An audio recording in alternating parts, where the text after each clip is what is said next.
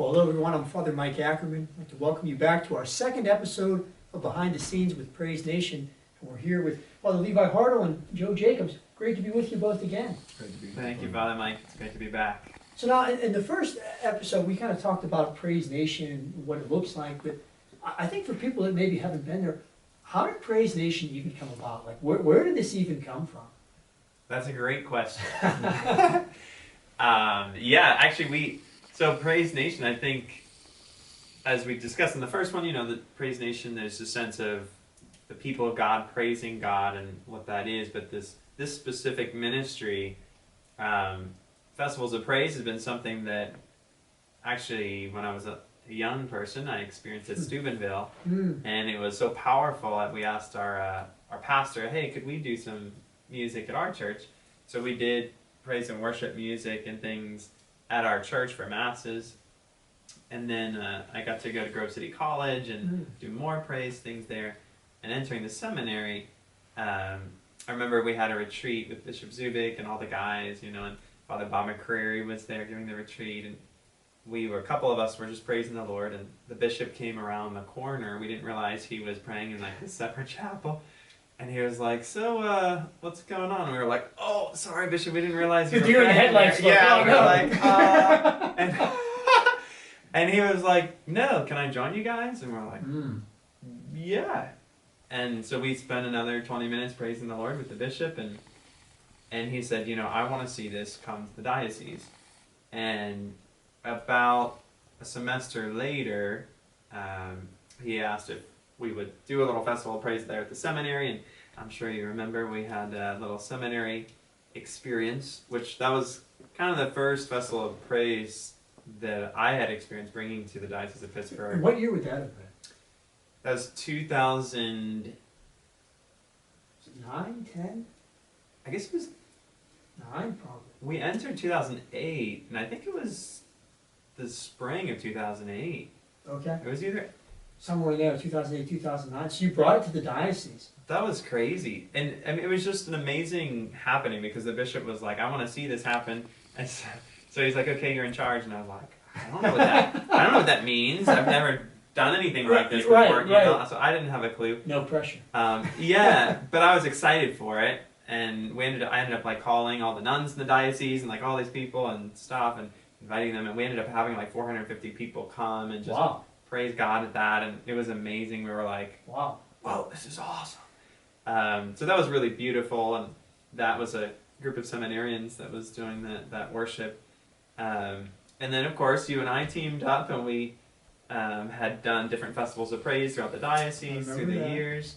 And then when I went to St. Killian's Parish... So you were there in 2015? 2015. Okay, so your first assignment was up in St. Killian's? In St. Killian's, yeah.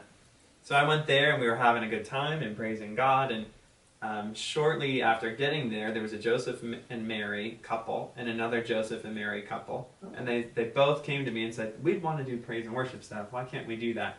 And I said, well, hey, 2 Joseph and Marys here. You can't go wrong, right? I can't deny this. So, can't go wrong with so that. Father Bever said, hey, if the people are asking for it, then, see what you can do.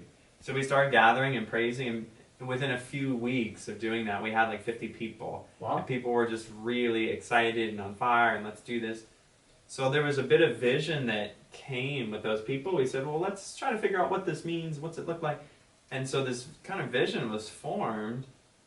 And then at the end of that year, I got transferred down to Holy Apostles Parish. And that's in the South Hills? In the South Hills, yeah. And I wasn't planning on doing anything in particular. I just arrived. Okay, God, what do you have for me here? And within a few weeks, actually, Mary came to me, who was our pastoral associate. At Holy Apostles. At Holy Apostles. And she said to me, Father, that festival of praise thing that you do, why don't you do that here? And I was like, I don't know, we'll see. And so I went to prayer, and I just felt very much like, yes, now is the time to, do this. To bring it up? Okay. And so Mary Swindoll, amazing woman, she really encouraged me to make that happen and bring it together. And So I started planning and searching for band members, and that's when I found Joe and a number of other capable musicians, which was a lot of fun. Let the Son of God enter in, make room for His light, brightly shining. Heaven came as a child to be held. So Joe, you're a musician yourself? Yes, I am. What do you play? Well, my natural instrument is guitar, Oh. and but I play bass in the band, and I write the songs. So Oh, you write the songs? Yeah. Wow. yeah. And then so before I met Father Levi, I've been a songwriter my whole life. Okay. So before I met him, I was in a punk band for over 20 years. So and Quite a change, huh? Quite. yeah. We get them all. You'd be surprised by how similar it is in a lot of ways. And We might have just got some new viewers to But at the time when I met him, I was teaching 6th grade CCD for Holy Apostles. Okay. And at the end of one of the classes, he came in. And I knew he was our new parochial vicar. Sure. So this was really my first introduction to him. He came in and asked me. He's like, "Hey, I'm looking to start a band. You know, you look like a band person. You want to start a band?" Not the hair and the beard, you just thought you were a band guy. Yeah, doesn't that look like a guitarist? You do look like a guitar, I'm telling you. So I was like, "What is this? What is this? Priest talking about? Like what? And I asked him. I was like, "What? Like." I thought he was confused, like, what band are you talking about? Because, like, anybody heard me singing, they wouldn't want me to sing choir or anything This like is not on your radar. Yeah. Not on your radar. Yeah, so then, and I told him, I thought I gave him a real good, 10 different no's. And, He doesn't take no for, I know that. yeah, so, and I thought, hey, that was the end of it, And a couple days later, I get a call while I'm at work. He's like, hey, this is Joe. I was like, yeah. I was like, who is this? He was like, oh, it's Father Levi Hartle from, the parish. And I was like, hey, what's up? And I was like, I never had a priest call me before. I was thinking like, oh no, what did I do? Something's wrong, right? Something What's the is problem? wrong. I'm in trouble. Like, so I stepped out of the job because I was just thinking like, oh man, like my heart's kind of racing. And then he starts like, yeah, so listen, we're going to have band practice, and all this other stuff. And I was like, what are you talking about? And he's like, yeah, we're gonna band practice on Thursday. And I was just like, okay, I can't do that. I had my fourth son was about to be born. Oh, wow. And I was busy with work. I was already teaching CCD. I had other things. And like once again, I reiterated, I probably had 20 no's this time. And then I was like, great, sounds good. So I'll see you Thursday. You're coming in, yes. he's saying all this other stuff. So then I had to come clean about some stuff. Like how when all the other excuses don't work. Oh yeah, Then absolutely. you have to really get to like the heart of the matter. The truth comes out. So I was like, okay, so listen, I actually don't know how to play music. Everything I've ever played, I've written. So I don't know how to play, and like, so if you think I'm going to come and join the band, it's going to be embarrassing because I don't know actual notes. So you didn't read music? No. That's amazing. I've never played anyone else's songs. Almost every single song I've ever played, I've written. So Wow. And so, like, you want to talk about winging it? Like, Yeah, really, literally. Yeah, and I figured he was going to get real musicians, and I could just tell from the way he was talking, he's a real musician. I was like, I'm about to be found out, like, Yeah, right. And so he was like, okay, well, you know what we'll do? You come the day before practice, and we'll just kind of work through everything, And A crash course in music theory. But Right? he's like, I record guitar, but I'm not a guitarist. I'm a like, bass player. A If bass you player. record, you can play the instrument. Yeah, right, It's gonna be exactly. fine. So then I went home and told my wife, I was like, babe, I told him, like, no, every single way. But I said, you know what? I actually think he really loves God. I said, I think I'm just going to hang around for a little bit and see what happens. So she was like, okay, she thought, like, this is crazy. Because my wife, the only thing she ever listens to is punk rock, too. And so the idea of, like, joining a praise, like, all of these, like, there were so many new words to our vocabulary that we had never heard before. From the Grateful Dead to Glory to God, right? It's amazing. So then like I show up on Wednesday. Now keep in mind, I didn't have a bass guitar or a bass amp because I'm not a bass player. But I called my cousin who did, wow. and I got his stuff. So I went there, and we were at St. Basil's Rectory when it was still there. Yeah, it's right. And Happy memory. so because that's where he was living at the time. And he's like saying, okay, so this first song was Mighty to Save. I'll never forget this. Oh, yes. And he's like, okay, so it's G, E minor, C, and every once in a while there's a D. I was like, Father, like I get like when you're saying these things that they're corresponding to something. I don't know. I have no idea. And then I think it started sinking into him, like, and then he's like, okay, well, get strummed like this. I was like, I know strumming like means like hitting the strings, but like I don't like. It seems to mean something else. I don't know these terms at all. I have no idea what you're saying, basically. Yeah, it took me a while to realialize. I'm like, no, like a G. It was like the RCIA of music. It is the RCIA, the crash course. Yeah. You were at the vigil before you knew it. The Easter. So he said, okay, how about this? Why don't we just start praying? I was like, oh, okay. Yeah, right. Yeah, We can do that. we can do that. And then he was just like, okay, you want to start? I was like, okay, I am. And he's like, I was like, wait, do you mean praying out loud? We don't do that. It's more of a silent thing. Yeah, just like I don't do that. I'm like, okay, well. And we prayed for 4 hours that night, and it was like we started praying. It was like next thing you know, it was 4 hours. I came back. My wife was like, wow, you must have gone over a lot of stuff. I said, no, we actually didn't even make it through a single song.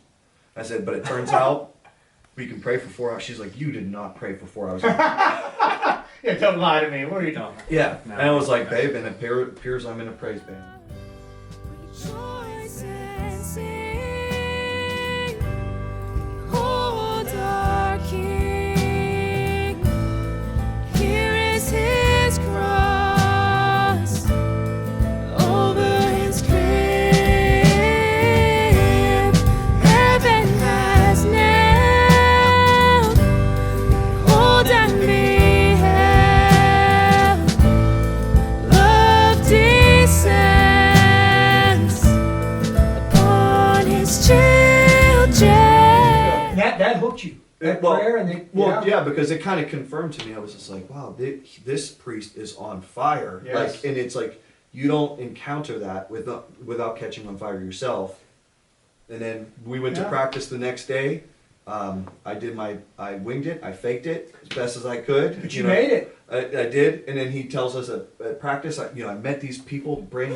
First time I ever met any of these people, and he tells us we're gonna have a festival of praise in a week and a half. Wow. I was like, no, that's actually not the way this stuff works. We need Wow. we need time like, to practice, and we got to figure out what we're doing. Yeah, it was a little tight. But you two have been together for over 5 years. Yeah. Wow. almost 5 hours. Almost 5. Almost 5.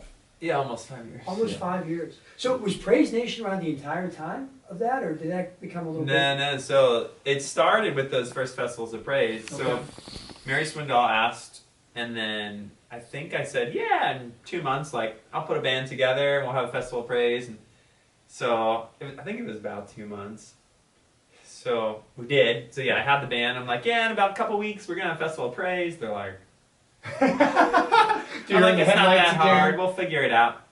So we got 4 songs down, and a lot of it was actually me preaching. We exposed the Blessed Sacrament. We had 4 songs, preached a lot. But those 4 songs were like Amazing Grace, How Great Thou Art. I mean, Sure. they were songs that people knew. We blew the roof off that church. I mean, Nobody people's expected it. hearts were just wide open, and they were just praising God. Wow. It was amazing. So I'm like, whoa. And then I had the vision from what we had put together at St. Killian. So I said, you know, it'd be really great if we had refreshments afterward. Anyone? Christian mothers, boom. Little yeah, hospitality. I would love to do it. Hospitality, that's the other half of just like the bringing charity together and people loving each other. We always have hospitality after a festival of praise. So, well, that's the ideal. Festival of Praise is full adoration and hospitality. So it was incredible. So the Christian Mothers, boom, we're on that. And the next Festival of Praise, we had like 125 people come to that first Festival of Praise, and no one had a clue what it was. Which is a good number. But everybody was just like, okay, Father's really excited about this, so let's see what's going on. And everyone loved it so much. The next one, we had like 300 people. And then the next one was like 500 people. We're like, So it really exploded. really it quickly. exploded. It was crazy. It was shows like it shows that people, you know, like you said, Joe, they're on fire. Yeah. When you get near people that are on fire, you become on fire, Yeah. which is impressive. Now, you talked in the last segment a little about discerning themes for how you. So, what would some of the themes be if people came to see Praise Nation? Like, what are some of the themes that would be coming up, especially in this time? It's a tough time. coming up this year. Yes, this year. So yeah, with discernment, I think part of that for me was seeing how separated, how isolated people are right now, Oh, how absolutely. much anger, pain, just even hatred, going on in the world and stuff that we're seeing, the division that we're seeing, and for me, even after some of the masses, I'm like, some of our people who are extremely isolated were saying to me, like, Father, I just don't know if I can keep doing this, like, Yes. I'm at the breaking point. And I'm going, wow, we are being divided and conquered, and it's just so clear. So I was like, okay, Lord, what do you want? Like, what are you Right. going to do with this? Obviously, these are the needs of your people. Right. So as I was praying, there's just a sense of John 17 came, and it was like, okay, may they be one as we are one. Like, if we're not Unity. united, we're gonna burn out like that fire burned out. Like, Yeah. Right. we're gonna lose it because divided we will be conquered. Oh. And it was just And the devil loves that too, to divide people, right? yeah, for sure. So unity's key, especially in this time. 'Cause like you said, people feel so isolated. It's nice to know there's still a community of believers, a community that wants to support them, right? Yep. For sure. And I think that I received that, through what I was seeing and then praying and feeling that in my heart. And then I sent that to Joe, and it was like 2 weeks later, I think, that you received. Yeah, because my initial reaction typically to whenever people say like unity and stuff like that, it's usually a knee-jerk feel-good reaction. Right. like, Yes. Right. But like in reality, the problem with unity is always people. Right. And because they the if they don't have a vision, if they don't have something to really kind of coalesce around. Something concrete. Yes, and we have that. We have Christ. We have Jesus, and He's incarnate in our diocese and the world in so many different ways. And one of the things that we noticed, like just like how I shared the story before, like I'd never heard about adoration Right. before the festival, during the Festival of Praise. Well, through the Festival of Praise, I've been introduced to so many different ministries and communities that I would have never heard of before, but that praising God that we've been coalescing around, I've been introduced to that. And so with that theme, understanding it as collaboration. Obviously we're here at the Ark and the Dove, and the sisters here have been so accommodating, and we're going to be partnering with them, and we're going to be looking to collaborate in so many different ways with so many different ministries, Yes. and unifying in a time like what Father was describing, where you could feel everybody just being kind of separated and pulled apart.